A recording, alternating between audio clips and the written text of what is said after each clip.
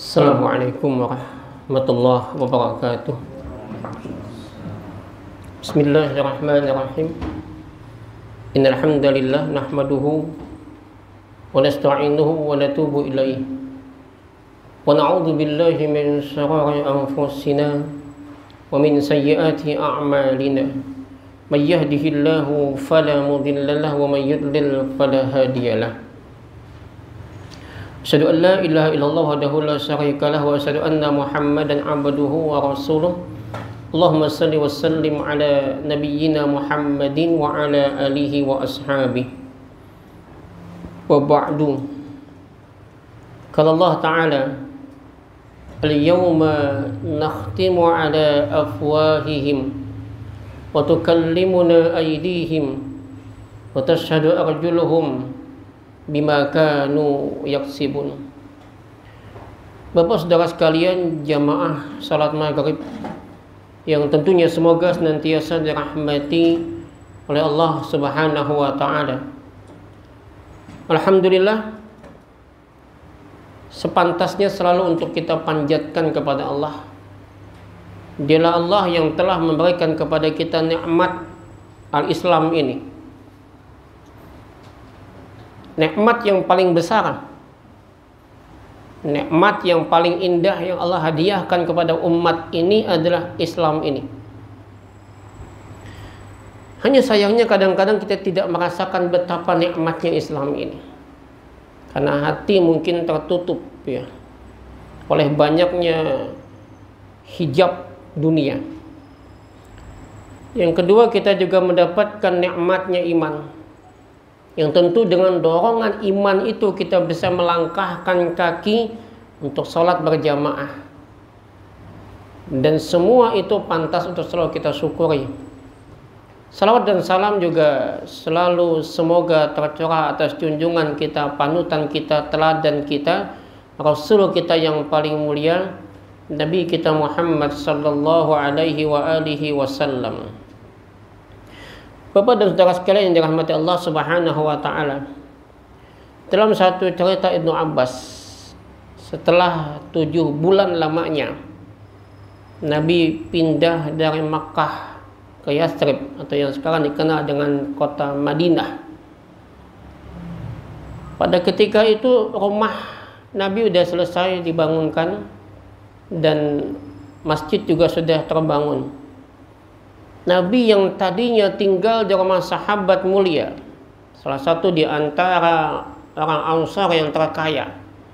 Dan kita ingat bagaimana ketika Nabi berangkat dari Mekah ke Madinah, meninggalkan semua hartanya, semua rumah tempat tinggalnya, semua ditinggalkan, termasuk para sahabat. Dan itu yang saya bilang, kalaulah bukan karena iman, gak mungkin sahabat itu mau ngikutin Nabi, meninggalkan harta, meninggalkan rumah, meninggalkan gawian ke satu tempat yang belum jelas masa depan, tapi karena iman. Nah, ketika Nabi sampai di kota Madinah, semua ingin Nabi tinggal di rumahnya. Maka Nabi yang bijaksana ini membijaksanai bahwa di mana untanya berhenti, di sanalah beliau akan tinggal. Dan ternyata unta Rasul itu justru berhenti di depan rumahnya Abu Ayyub. Abu Ayyub itu kunyah. Nama asli beliau adalah Khalid bin Zaid bin Kulayb bin Malik bin Najjar, dari Bani Khazraj. Maka disebut Al-Ansar, itu adalah kaum Ansar, Al-Ansari, di kelompok dari Madinah. Abu Ayyub ini punya rumah bertingkat. Beliau salah satu di antara orang kaya yang ada di kota Yathrib, kaya dermawan. Kalau wajah kita kaya engken, serakah lagi, mau membagi bila hendak dipilih. Nah, ini kita. Kalau beliau enggak, beliau justru ikhlas.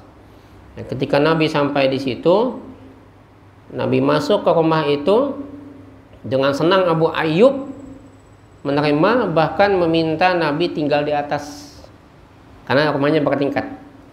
Nabi nggak mau, Nabi mau di bawah. Karena Nabi minta di bawah dan Abu Ayyub kadewani bekaras, padahal pengen Nabi di atas. Alasan Nabi adalah karena banyak tamu yang datang, maka di bawah. Nah, ketika malamnya Abu Ayyub justru nggak bisa tidur karena nggak enak Nabi di bawah. Dan kalau berjalan nggak mau di tengah, menyisir pinggir-pinggir, Pak. Di ujung-ujung sana beliau nggak bisa tidur kan. Besok cerita ke Nabi, Nabi tetap nggak mau ke atas. Dan bilang nggak apa-apa di atas, tapi kata Abu Ayyub nggak istilahnya nggak punya adab kalau di atas Nabi berjalan. Sampai 3 malam Nabi akhirnya pindah ke atas. Ya. Dan berkahnya luar biasa, Nabi tinggal di rumah Abu Ayyub, berkah luar biasa.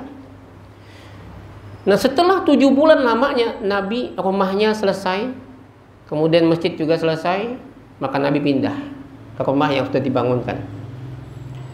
Maka mereka kemudian menjadi bertetanggaan. Jadi tidak lagi, rumah mereka sangat dekat, tetangga masjid. Nah, dikala itu siang begitu panas menyengat. Di bulan ke-7 Nabi tinggal di kota itu panas. Dan kita tahu panasnya kota Madinah itu luar biasa, Pak. Ya. Begitupun kalau sebaliknya dinginnya kota Madinah maka lebih dingin daripada AC. Itu kayak gitu. Ketika itu siang bolong panas menyengat, maka keluarlah seorang laki-laki bertubuh kurus tinggi. Beliau berjalan melangkah setengah berlari karena khawatir akan sengatan matahari. Kemudian beliau masuk masjid, sholat tahiyatul masjid dan duduk lalu berzikir. Beliaulah sahabat yang mulia, yang pada ketika Nabi dihina, dicaci, dimaki, dan gak ada yang percaya dengan beliau dengan peristiwa Isra Mi'raj beliau, beliau inilah yang percaya dengan Nabi. Bahkan beliau mengatakan, kalaulah lebih dari itu, kalau Muhammad yang mengatakan, aku percaya. Beliaulah Abu Bakar As-Siddiq.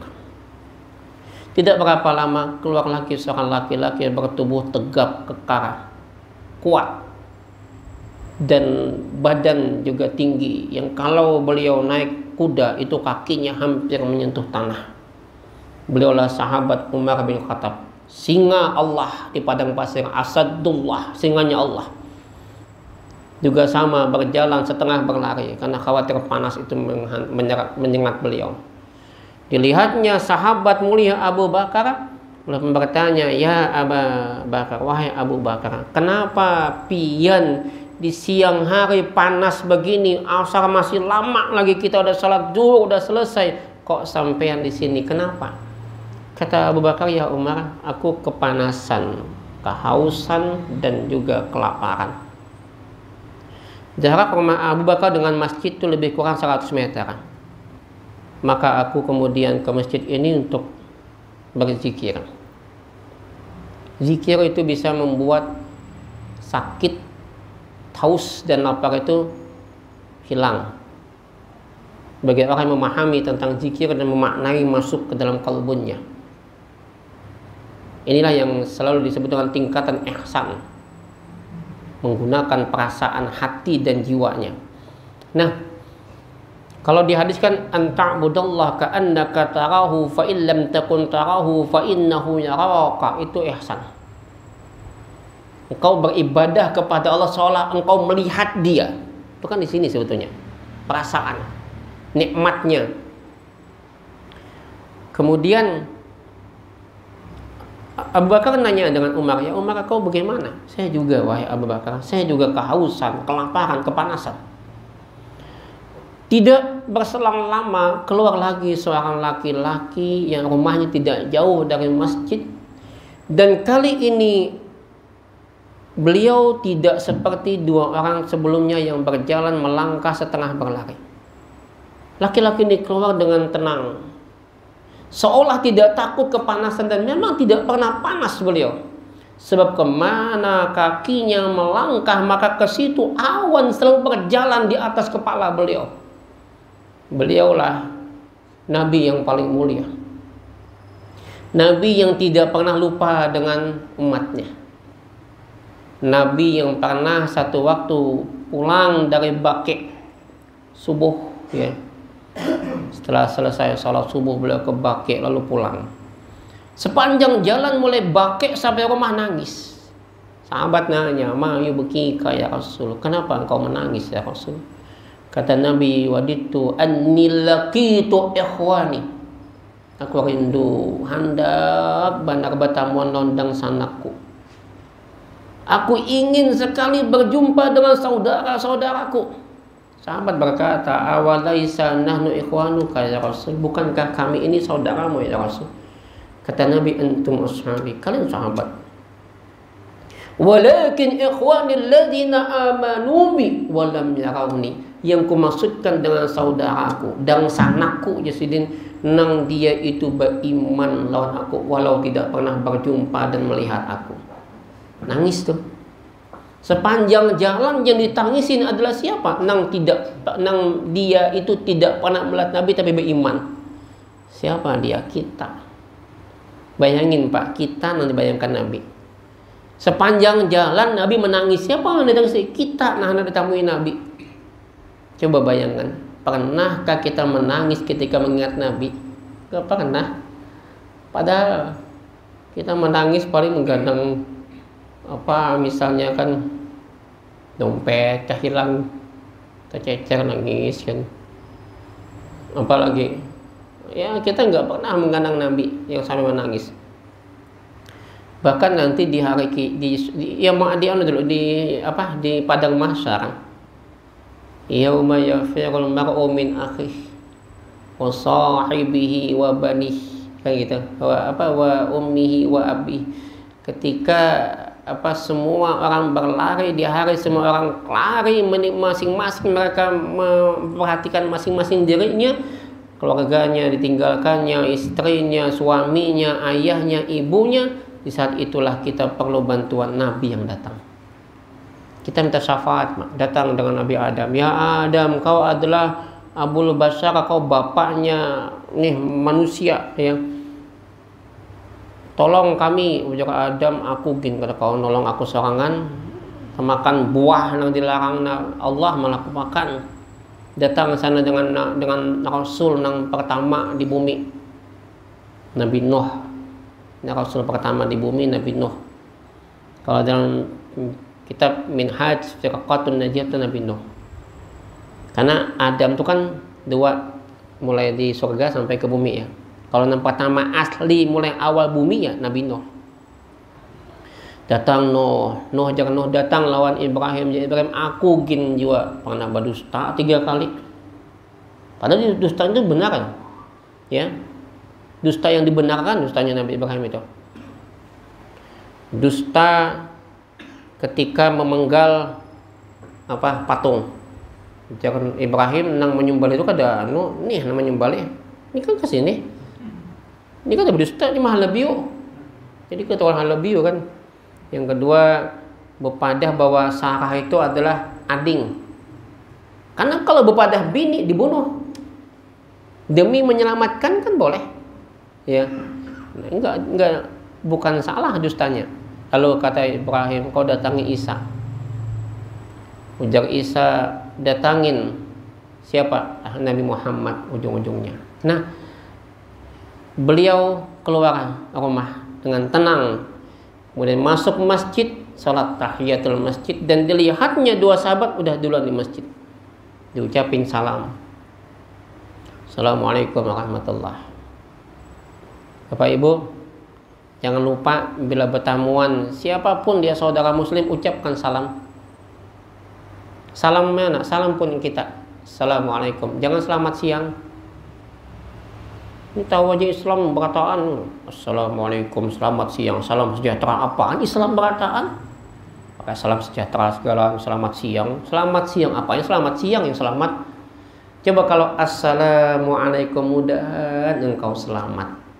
Warahmatullah, engkau dapat kasih sayang Allah. Wabarakatuh, dan berkahnya Allah. Kan hebat nih.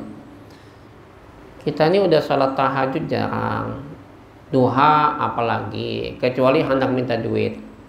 Hanya salat duha ini paksaan dengan Tuhan doa. Allahumma in kana rizqi fis sama. Ya Allah, jikalau rezeki di langit fa anzilhu, turunkan. Wa in kana rizqi fil ardi, jikalau rezeki itu di dalam bumi, fa akhrijhu, keluarkan.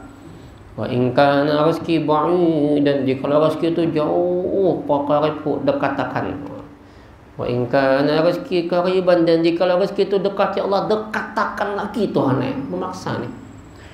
Dan kayak doa pian waktu masih bujang bahari kan, memaksa hendak kawin.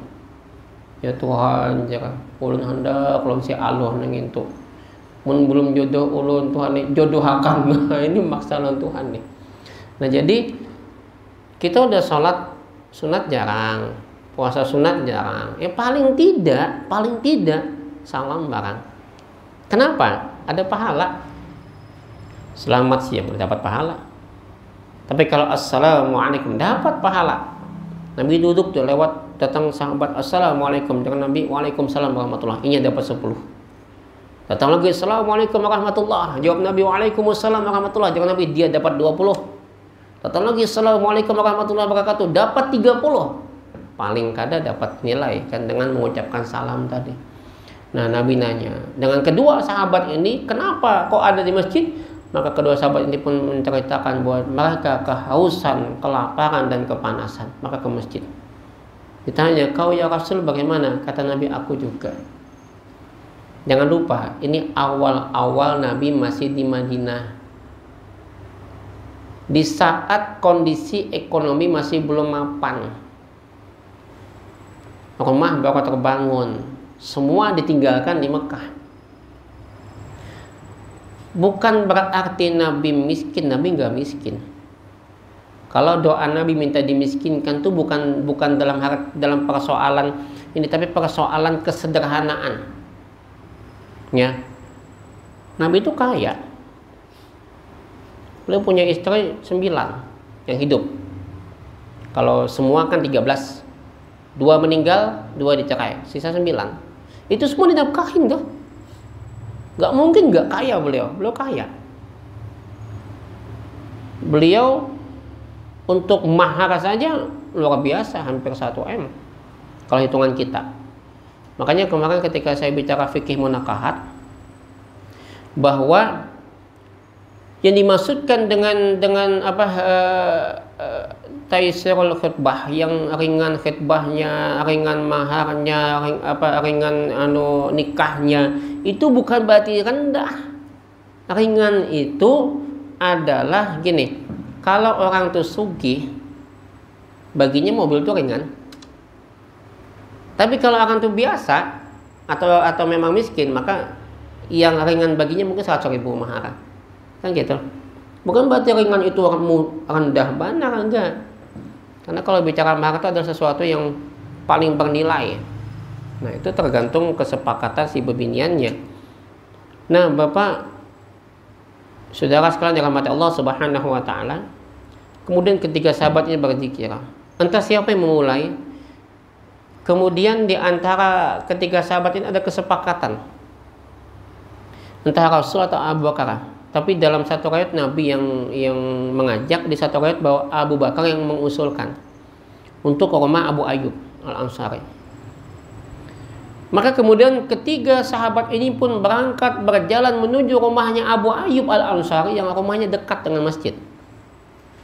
Sampai di rumah itu Nabi mengucapkan Assalamualaikum warahmatullahi wabarakatuh.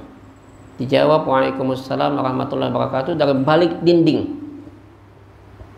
Terbalik dinding, dilihat ternyata Rasulullah, ya Rasulullah, berkah ya Rasulullah, marhaban ya Rasulullah, wa bimam ma'ahu wa bimam ma'aka, dan berkah juga bagi orang yang bersama denganmu ya Rasulullah. Jadi inilah yang diucapkan Ummu Ayyub ketika Nabi datang. Yang ada di rumah Abu Ayyub cuma Ummu Ayyub, ibunya Ayyub. Dan ketika Nabi datang, ibunya Ummu Ayyub mengatakan, Waalaikumsalam warahmatullahi wabarakatuh, marhaban ya Rasulullah, keberkahan ya Rasulullah dari engkau, wa bimam ma'aka, dan bagi orang bersama denganmu ya Rasul. Berkah Nabi masuk, sahabat datang tuh berkah.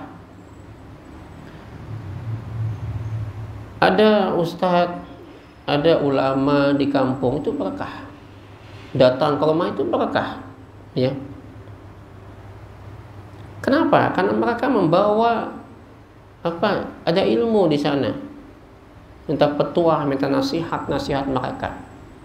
Cuman kadang-kadang ya Allah, bila hal agama ini jarang dihargai.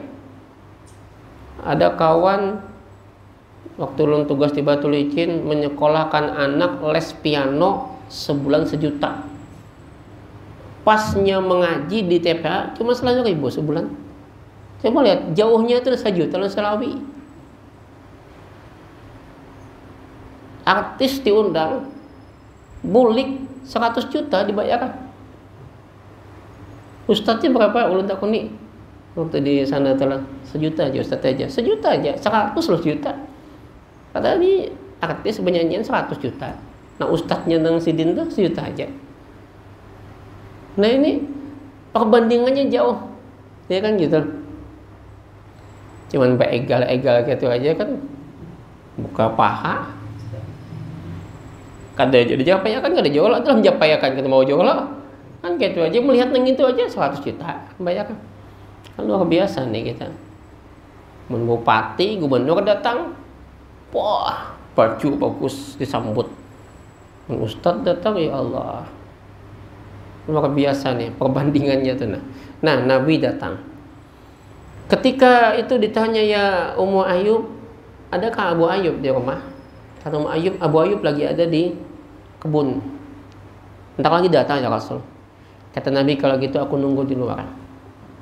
Apa nggak? Di sini kita lihat bahwa seorang laki-laki, meskipun Nabi sekalipun tidak mau boleh masuk ke dalam rumah karena dia haramkan laki-laki masuk ke dalam rumah yang bukan mahramnya. Dikala suaminya nggak ada, tanpa izin suami. Nah, wah ini biar ya Allah, beristilah benar. Laki tulak, nelpon kawan SMA.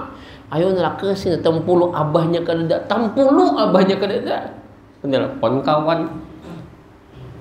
Sepupu sekali ya Ustaz, jangankan sepupu sekali, sepupu berapa kali, lagi 10 kali, makinnya nggak boleh, ya, nggak dibolehkan kecuali izin suami. Nah, tidak berapa lama datang Abu Ayyub. Ya Rasul, kok di luar? Ayo masuk ya Rasul. Masuk Nabi, karena udah ada Abu Ayyub.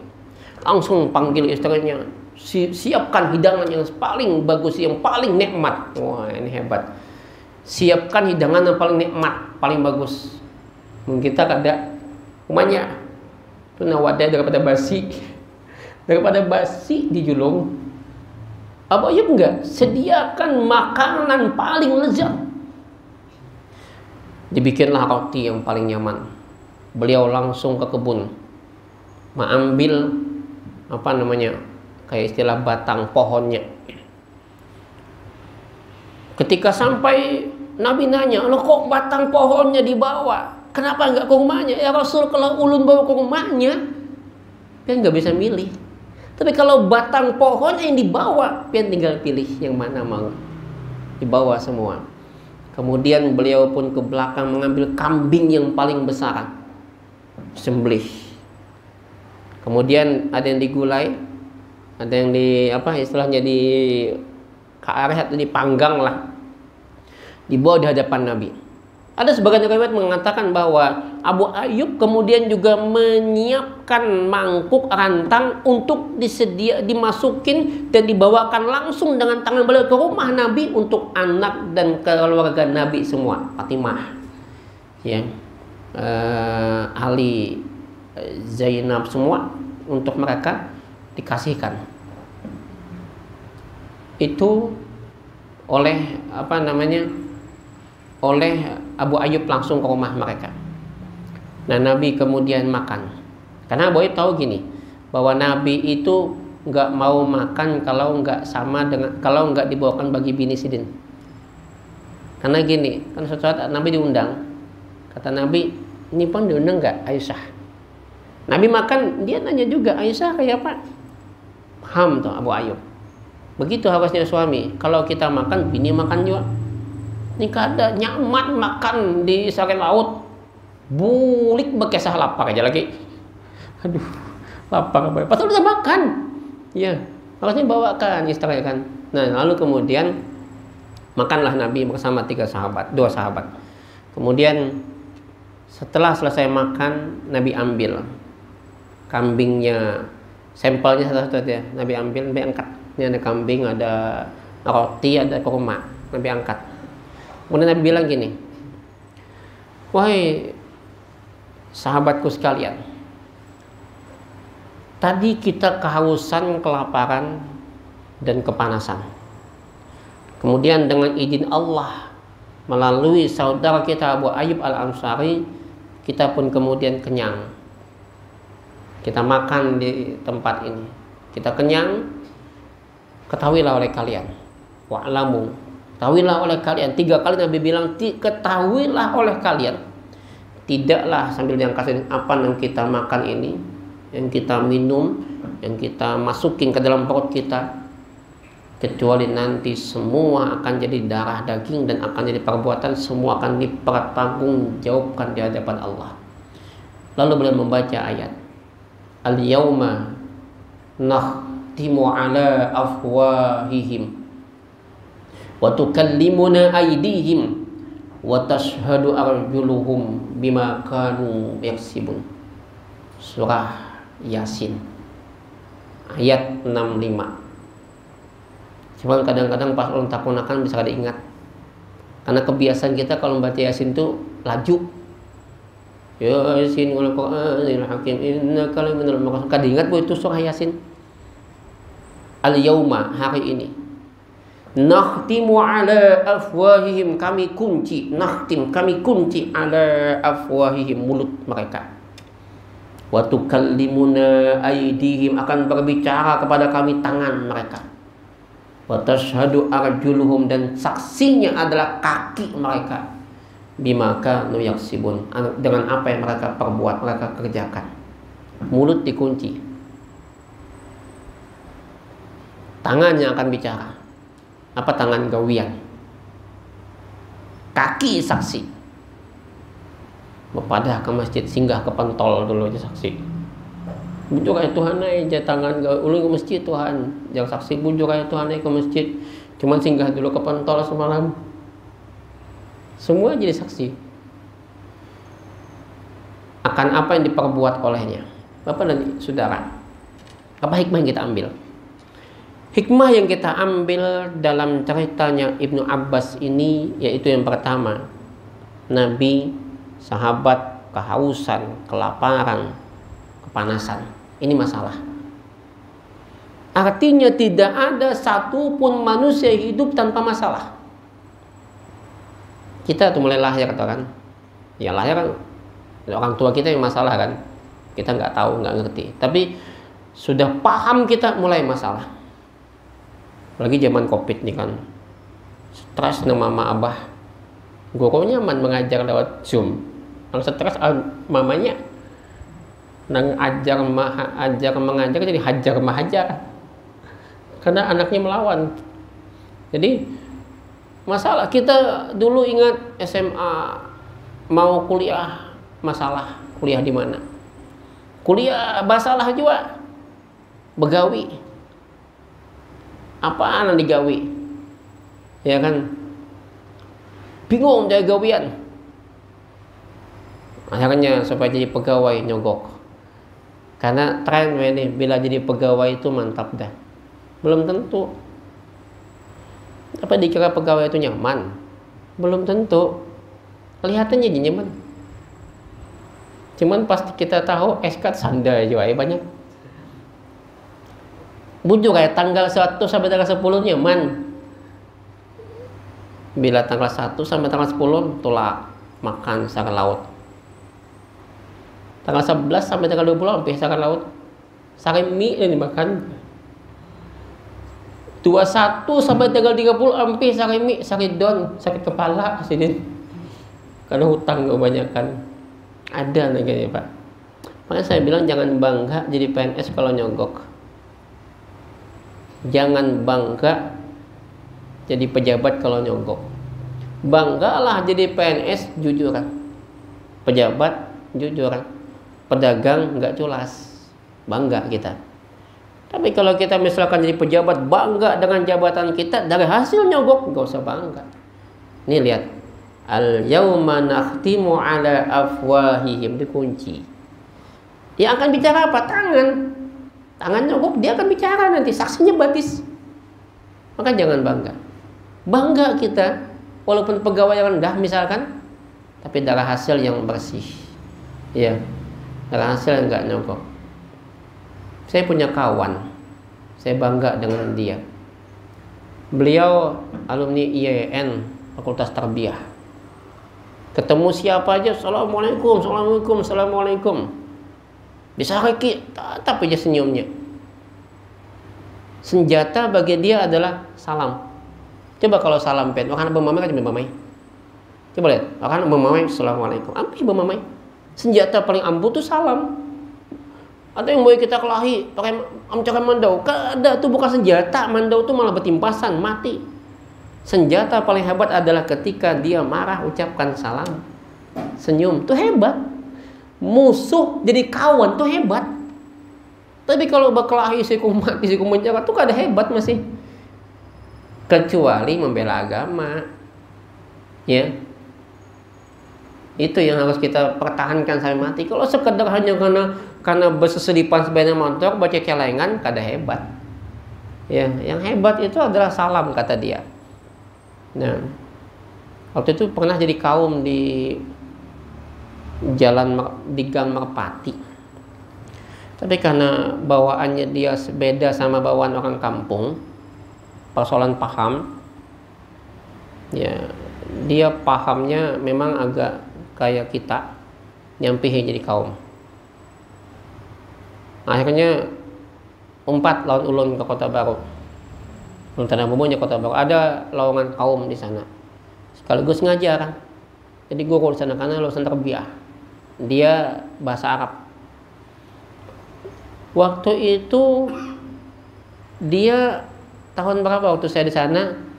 Dia salah satu di antara yang dulu yang tenaga honor yang berapa itu mau diangkat jadi PNS. Iya, waktu itu tahun berapa itu? Waktu itu dia baru beberapa tahun ngajar.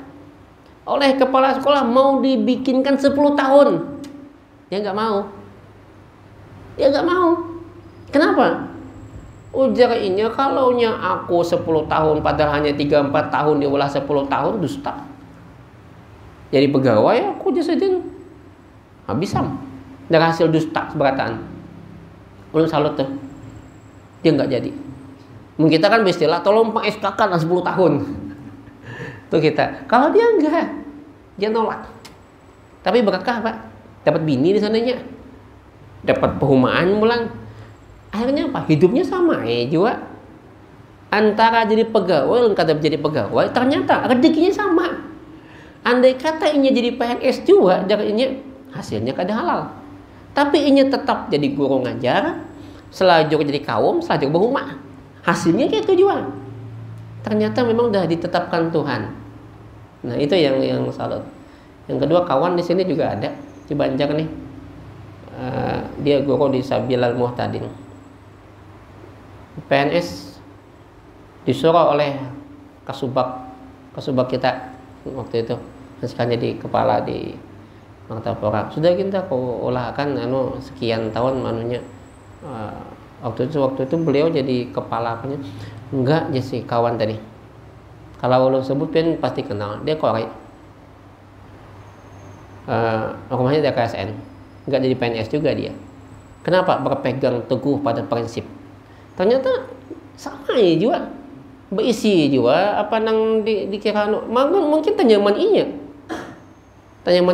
Rumah ada, bini ada kan gitu lah. Sepeda motor ada, lengkap semua. Artinya semua itu kita hanya menyoal nyaman enggak, semua kita punya masalah. Ya. Nang belum kawin ada masalah. Sudah kawin gini ada masalah. Nang belum punya anak masalah, punya anak. Pas punya anak juga masalah. Jadi enggak ada yang enggak punya masalah. Nah, sekarang bagaimana kita menyikapi masalah? Gimana caranya? Mayyattaqillah, dengan ketakwaan itu aja. Yang pertama ya, prinsipnya bahwa tidak ada hidup tanpa masalah. Bahkan masalah itu menjadi ujian. untuk menunjukkan di mana tingkat keimanan kita. Ahasiban nas ayyutraku ayyaqulu amanna wa hum la yuftanun. Apakah manusia menyangka dia dibiarkan mengatakan kami beriman padahal belum lagi diuji dengan masalah. Nah, yang kedua, apa yang ditangkap dari kisah ini? Ukhuwah, persaudaraan. Bahwa dengan persaudaraan yang dijalin oleh Nabi dan sahabat serta Abu Ayyub Al-Ansari, silaturahim yang dihubungkan tadi, betul bahwasanya siapa yang menghubungkan, siapa yang menginginkan Ayyub setelah rezeki, diluaskan rezekinya, kemudian dipanjangkan umurnya, fi atsarih, panjangkan umurnya, maka dia menyambungkan tali silaturahim. Dengan sambungnya persaudaraan tadi, nikmat. Apa yang ditangkap? Kita jaga ukhuwah. Jangan hanya karena persoalan beda paham, beda madhab, kita pecah, Pak. Ayo kita hanya membaca kitab, kita hanya membaca apa yang memang untuk memajukan umat kita. Kita hanya menyampaikan ilmu tanpa harus menghujat kelompok lain. Nggak ada zamannya lagi kita menghujat. Itu bid'ah, ini sunnah. Jangan lagi membedakan ini dakwah sunnah, ini dakwah bid'ah. Nggak ada. Bid'ah itu kan kita namanya sambat. Ulungin kadang sambat tuh Ustaz Husain Saharan pada berjanggut, misalkan. Sambatnya bid'ah. Ulun tuh berhimmat hendak menumbuhkan janggut, ada tumbuh-tumbuh juga. Kayak apa yolah? Hendak pakai minyak anu jaga kada rapi pulang. Jadi intinya gini, nggak ada dakwah sunnah, dakwah bid'ah. Dakwah itu adalah ila sabili rabbik, menuju jalan Tuhanmu, bil hikmah, dengan hikmah, wal mau'izatil hasanah, dengan mau'izah nasihat yang baik. Kalaupun kita ingin berdebat, wajadilhum billati hiya ahsan, yang sebaik-baiknya, artinya nggak sampai menghina. Ayo debat, ngapain debat? Gitu. Kalau debat ujung-ujungnya kemudian harus mempermalukan lawan, nggak ada untungnya. Kalau kalau kemudian dia merasa bangga kalau menang dalam debat, berarti ada dendam. Buang itu. Wajadilhum billati hiya ahsan. Jangan lagi saling menghina. Karena kita sama muslim. Ya. Ini yang harus kita anukan. Jangan lagi ada kalau misalkan organisasi itu hanya dukung, intinya sama-sama berdakwah ilallah, ya kan, sabili rabbika, menuju jalan Tuhanmu, itu yang intinya. Sekarang muncul lagi kelompok ini, bila kada ustadz ini kada mau datang. Ada lagi muncul semacam persahabatan, sahabat ustadz ini, ustadz lain bukan sahabat berarti. Ini juga memilah-milah, mengkotak-kotak. Jangan, makanya saya bilang coba dibuang dengan sahabat ustadz ini, itu kultus kena, dan memecah belah juga, seakan yang lain bukan sahabat, padahal semua ustadz sahabat kita, ya. Jadi nggak usah lagi pakai memilah dan membeda-bedakan harus ustadz ini, jangan. Nah, Bapak saudara sekalian dirahmati Allah Subhanahu Wa Taala, akhirnya terjadi persaingan. Saya bilang tadi dengan kawan-kawan, saya kalau udah pensiun mungkin lebih condong nanti lebih membangun majelis taklim atau pesantren daripada kesana kemari. Kita harus banyak-banyak riadah, banyak-banyak, karena ujung-ujungnya kita itu usia yang sebujurnya sudah kita harus memperbanyak zikir dengan Tuhan. Nah, kalau dakwah gimana Ustaz? Ya, kalau dakwah mungkin anak-anak ya, karena saya punya niat anak-anak sekolah nanti di Mekah. Mudah-mudahan ya, ada kawan-kawannya ada di sana. Saya bilang saya pengen anak nanti sekolah di Mekah, yang laki-laki, ya. Pengennya sekolah di Mekah. Enggak di Madinah Ustaz, enggak, Mekah aja. Ummul Qura ya, lebih saya pernah ke sana soalnya. Nah, Bapak saudara sekalian dirahmati Allah Subhanahu Wa Taala, yang kedua adalah persaudaraan. Jangan sampai pecah. Makanya kemarin ketika saya bicara di MUI pusat secara via Zoom ya. Itu saya bilang bahwa Muhammadiyah itu sebetulnya adalah organisasi yang sangat moderat. Jadi kalau MUI bicara tentang Islam wasatiyah, Muhammadiyah sudah lama menjadi Islam yang wasatiyah, Islam yang tengah, ya. Dia lebih bergerak di bidang dakwah dan pendidikan. Bahkan di kala pemerintah Hindia Belanda itu melarang pegawai pemerintah organisasi itu memungut sedekah, zakat infak sedekah. Itu zakat infak sedekah harus langsung masing-masing per masing-masingnya. Maka Kiai Haji Ahmad Dahlan punya pandangan beda. Karena zakat infak sedekah itu kan hebat nih. Kalau dia dipakai oleh rakyat Aceh melawan Belanda, kalah Belanda. Dananya luar biasa, ya. Nah, itu dilihat oleh Kiai Haji Ahmad Dahlan luar biasa. Maka beliaulah yang pertama kali mengumpulkan melalui organisasi. Makanya hari ini kalau lazisme itu berkembang bagus, maju, karena memang ide itu awalnya dari Kiai Haji Ahmad Dahlan. Ide awal sekitar tahun berapa itu, di awal-awal Muhammadiyah itu ada. Beliau yang pertama kali mengumpulkan zakat, sedekah, infak itu melalui Muhammadiyah, dan itu bagus. Makanya kita jarang minta-minta di jalan, Mbak, karena program dan pengembangannya bagus. Nah, dengan tetap kita tidak menyambat orang lain, kita ya ini bagus. Kemudian munculnya lembaga zakat dan sebagainya kan baru jauh duluan Kiai Haji Ahmad Dahlan duluan yang menjadi pelopornya. Termasuk Kementerian Agama pun, ya, yang pertama kali jadi menterinya siapa? Haji Muhammad Rasidi. Siapa beliau? Tokoh Muhammadiyah. Beliau juga adalah murid di sekolah Al-Irsyad dan beliau tokoh Muhammadiyah. Jadi pencetusnya dan menterinya pertama beliau juga, orang Muhammadiyah juga. Ya, makanya ini tamparan bagi Muhammadiyah sebetulnya ketika ada pernyataan punya kelompok ini misalnya. Ya, saya nggak terlalu istilahnya harus menyinyiri marah besar, ya. Biarlah sudah waktu yang menjawab dan sejarah yang menjawab juga. Sekarang bagaimana kita juga maju, gitu kan. Baik Bapak Saudara sekalian rahmat Allah Subhanahu wa taala, yang ketiga, hikmah yang kita ambil dari cerita tadi, bahwasanya semua yang kita makan itu nanti menjadi darah daging kita dan menjadi perbuatan kita. Maka setiap perbuatan kita sekecil apapun yang kita perbuat nanti akan dipertanggungjawabkan di hadapan Allah Subhanahu wa taala. Itu yang kemudian Nabi mengutip surah Yasin, al-yauma, pada hari ini. Kapan itu? Kiamat nanti. Nakhtimu, kami kunci, ala afwahihim, mulut mereka.